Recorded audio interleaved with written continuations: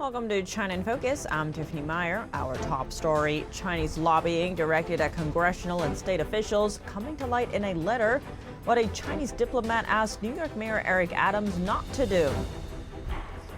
Leaders of Japan and the Philippines laying out their China concerns with President Biden. That conversation happening as Beijing works to grow its control in disputed waters. Japan has transformed its national security strategy. A warning for China. The U.S. is set to deploy a new missile launch system in Asia-Pacific, marking the first time since the Cold War. Find out what it means for the region. Mysterious deaths and illness making waves across China. As authorities seek to conceal information, some residents point to a possible resurgence of COVID-19.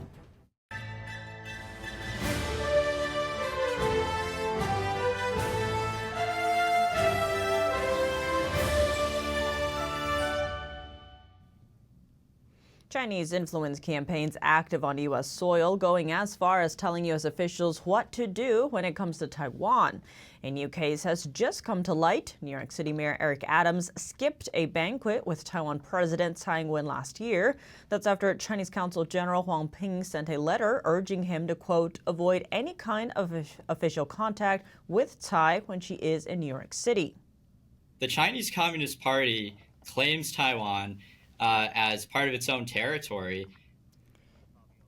Jimmy Quinn is the national security correspondent of National Review. He broke the story on the letter. It believes that it has the right to forcefully annex Taiwan using force, which of course the Taiwanese don't want. And it really doesn't respect American sovereignty and U.S. officials' right to meet with Taiwanese officials.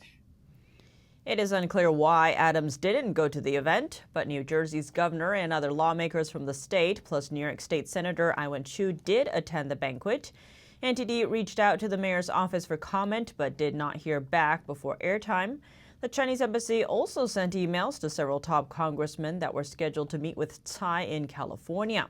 That's including then House Speaker Kevin McCarthy, plus Congress members like Gallagher and Raja Krishnamurti, the chair and ranking member of the House Select China Committee, respectively. Threatening them, saying that China would not sit idly by if they were to go and meet President Tsai Ing-wen.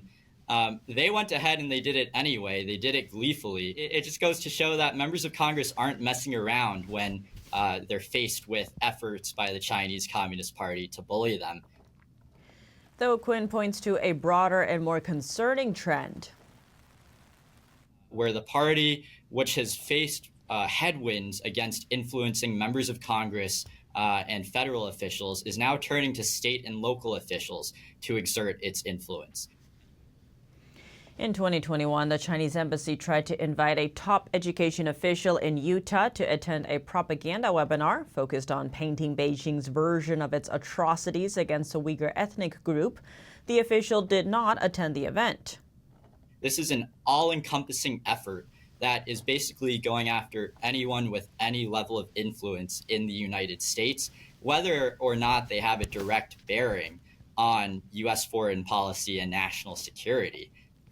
Warnings and threats aside, Chinese influence operations also take the form of honey traps and friendly trips.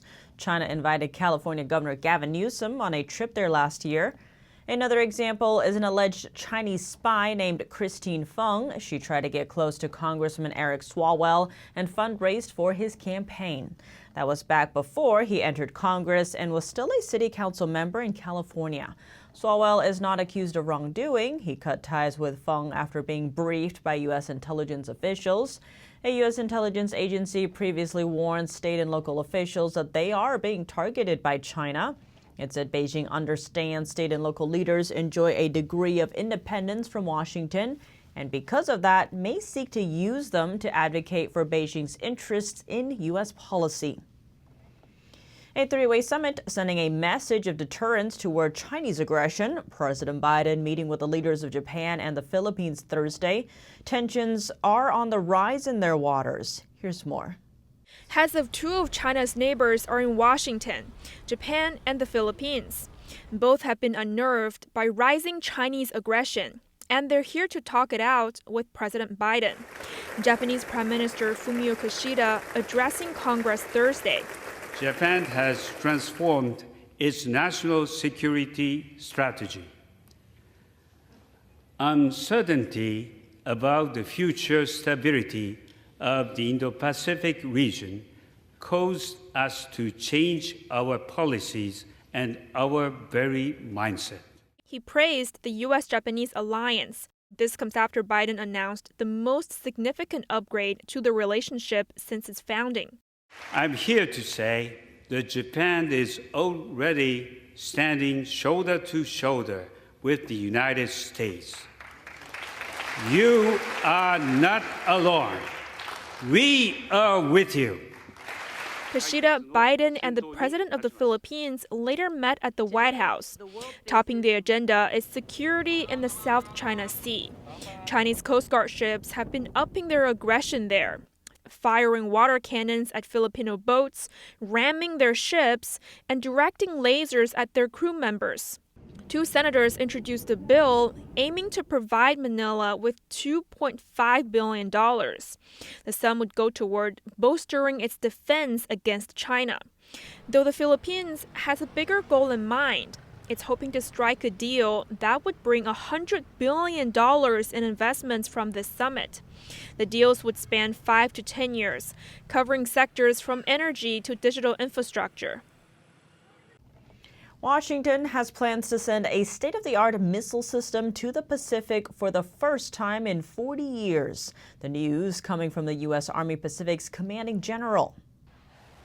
Reports signal the medium-range Typhoon has been chosen for the job. The first versions of the cutting-edge system were sent to military less than 2 years ago, and it's capable of launching Tomahawk or anti-cruise missiles.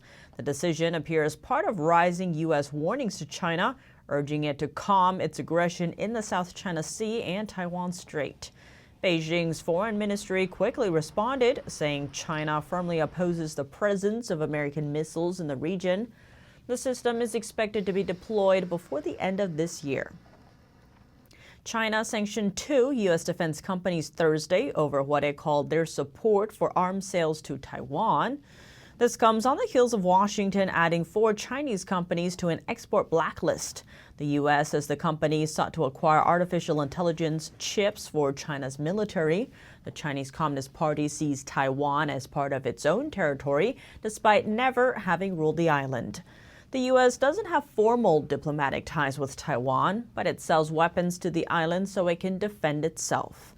As for the 2 American firms sanctioned by China, they make tanks and drones. Their assets in China would be frozen, and their management wouldn't be able to enter China. From town and cities to local villages, residents in China are reportedly seeing rising death tolls across the country. As Chinese officials allegedly seek to conceal information, some suggest COVID-19 is making a comeback. NTD's Sam Wong has the details. Online footage shows people, young and old, swarming a local Chinese hospital. This doctor warns COVID-19 hasn't really gone away. Another patient tested positive for COVID-19 for the first time. I'm not trying to alarm you guys, but COVID is actually still around. Too many people are checking into hospitals. We don't know what a virus it is. They're not allowed to get tested. From cities to villages, cases of sudden death are gripping areas across the country. Some of the victims were reportedly young and seemingly healthy, including police officers and high-ranking officials. People nowadays die very easily, very young too. Oftentimes they die suddenly in their 40s or 50s. Some don't even show any signs beforehand. They seem to have no health issues, but they died all of a sudden. Some collapsed and died in a car or during grocery shopping. Chinese residents told NTD that strokes and myocarditis have become common, some pointing to the side effects of China-made COVID-19 vaccines. The regime didn't allow foreign-made jabs to enter the country. It even detained experts who spoke out about the product's efficacy and safety concerns. Our village has way too many cases of cerebral infarction. Some are around 40 to 50 years old, some are in their 60s and 70s. There's a young one too, also caused by the vaccine. According to China's official statistics, the nation has seen an uptick in COVID-19 deaths earlier this year. In February, authorities reported a total of 22 deaths across mainland China. That's more than 7 times the previous month. But that number could be just the tip of the iceberg, as China's actual death toll has been vastly underreported. Till this day, foreign experts and researchers are still working to solve the puzzle. Some say it could potentially surpass tens or even hundreds of millions. Sam Wang, NTD News. Apple is picking up speed on shifting iPhone production from China to India. A new report by Bloomberg revealed that the tech giant is now assembling about 1 out of 7 iPhones in India, or about 14%. That's about twice the amount as last year. The move away from China comes as relations between Washington and Beijing continue to sour. China remains a big market for Apple, but a new report found sales dropped 24% in the first weeks of the year. A new measure to combat crimes against humanity. 2 more states in the U.S. have passed legislation to discourage residents from seeking organ transplants in China, highlighting the overwhelming evidence that China continues harvesting organs from prisoners of conscience while they're still alive. But this issue doesn't only impact the victims. China has now emerged as the top destination for organ tourism. Patients from the U.S. have traveled to China for transplants due to shorter wait times. It is crucial to ensure that Idaho residents are not unknowingly complicit in the crime of forced organ harvesting. The bills are waiting for both governors to sign them into law. Both approach the issue from the health insurance front, meaning once signed, the acts would limit or ban insurance coverage for residents in those states if they pursue an organ transplant from China or travel to the country for surgery. Falun Gong practitioners have been the primary victims of forced organ harvesting in China. Falun Gong is an ancient self-cultivation practice aimed at improving the mind and body through the principles of truthfulness, compassion, and tolerance. Xu Zhuoyun lives in Tucson, Arizona. As of today, Xu's father is still in prison in China for his belief in Falun Gong. Xu expressed he's afraid that his father could become a victim of forced organ harvesting. He said, the more people who are aware of atrocities occurring in China, the more we can help prevent further tragedies. Zooming out, Texas and Utah already passed similar measures. The Lone Star State was the first to take up the issue when its law went into effect last September. The House passed a landmark bill last March. The bill would sanction anyone involved in forced organ harvesting and require annual government reporting on such activities taking place in foreign countries. The bill is still waiting to be moved to the U.S. Senate to vote. That's all for today's China in Focus on YouTube. We're now sharing a shortened version of our program here after being demonetized for 3 years. If you'd like to support us, consider donating. Find us at donorbox.org/China-in-focus or subscribe to our partner platform Epic TV, where you can watch our full episodes. Just click the link down below. Here's what to look out for in our second half. A bloody crime acted out by the Chinese Communist Party with people of faith brutally murdered for profit.